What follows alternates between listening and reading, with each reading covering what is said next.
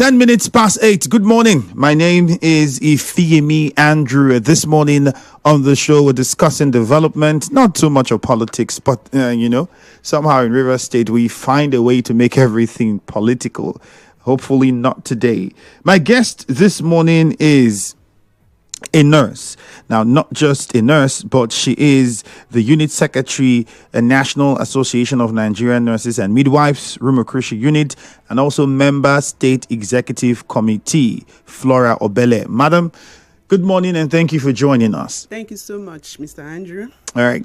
Now, why do we have a nurse with us? Because there are basically two fundamental issues. Now, in the news yesterday, you heard about there's the problem of quackery. You heard about nurses, auxiliary nurses operating hospitals and carrying out certain duties, functions that, well, you would expect that this should not be the job or duty of a nurse. But if you look at our society these days, I think not many people even understand or know what the duty of a nurse is and what the limitations are.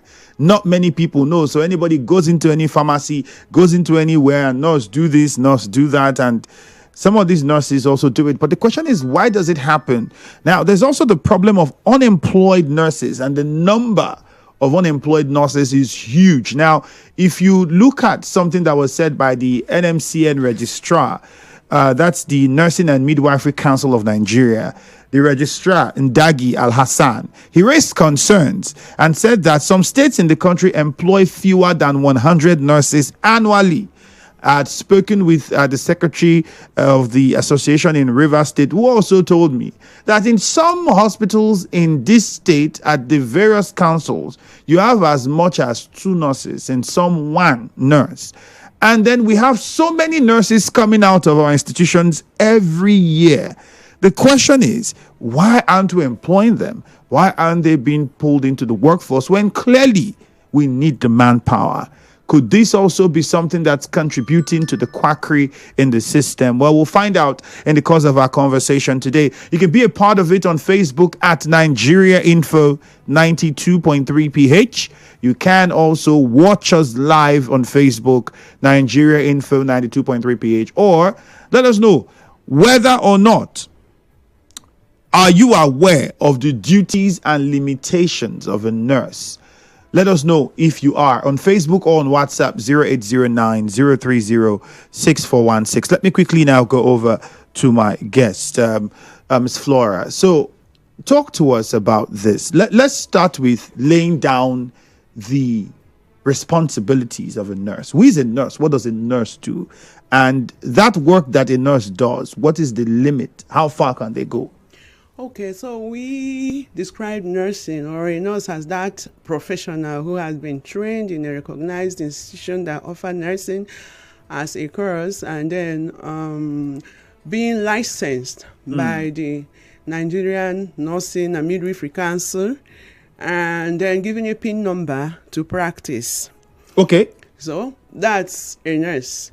We might also go further to say that a nurse is that person that helps the patient in the performance of those activities leading to health or recovery that the person cannot do for himself because he hadn't, though he had the necessary knowledge and will, but he hadn't the necessary strength because of ill health. And to do so in such a way to nurse the patient to a full recovery or to a peaceful death.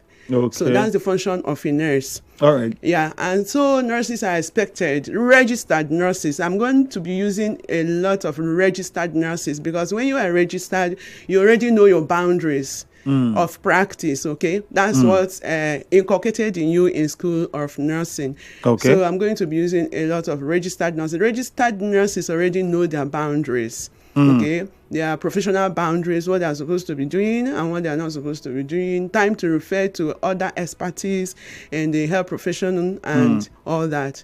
So yes, we know our boundaries. Is a nurse and a caregiver the same thing? Nurses are part of caregivers. Okay. So all of us, the medical doctor, the physiotherapist, the nurse, the pharmacist, the lab scientist, and others are all caregivers, health caregivers. So what can a nurse not do? For instance, I'll give examples. We know that they help assist doctors during, do they assist doctors during maybe surgery, help taking care of patients, administering of drugs, giving of injections, and all of the other things? Right. We're trying to break it down as lame as possible, because there are a lot of people that just walk into any pharmacy and then or one place in their village or their community, and they believe that the person there's a nurse. In fact, somebody has an accident, the person's head is open, they come, nurse, they there. Like, that's the lame idea of a person. The nurse can do, as long as you're wearing white, and you should be able to do everything. Okay, so a nurse assists, yes, but nursing has their own body of knowledge. Okay, for instance, a surgeon is a doctor, right? And he operates in the theater.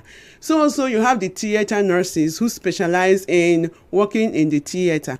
So when the surgeon comes in to do his own part of the work, which is surgery, operating on a human being, the nurse is there to do her own theater part of the job. And you might have 2 or 3 nurses, they are all with subspecialties, assisting in that surgery at that time. So you might have a perioperative nurse, you might have a scrub nurse, you might have an errand nurse. They're all there. There is a body of language, or a body of knowledge that they've all gotten with training and licensure by the Nursing and Midwifery Council of Nigeria.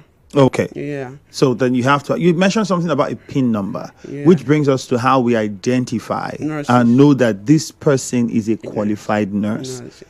Are we allowed to ask a nurse to say, what's your PIN number, or I want to see your PIN number?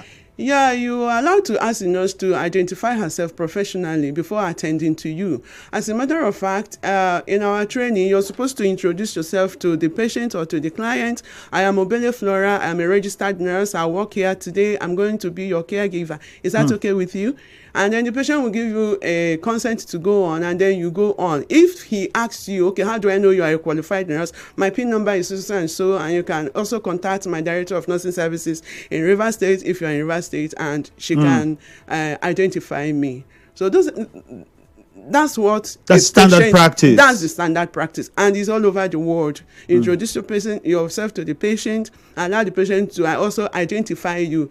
No matter how long it takes, the patient must give your consent after having understood that you are a registered nurse before you carry on with your procedures. I can tell you that, including myself, I can't remember, right? even. Yes.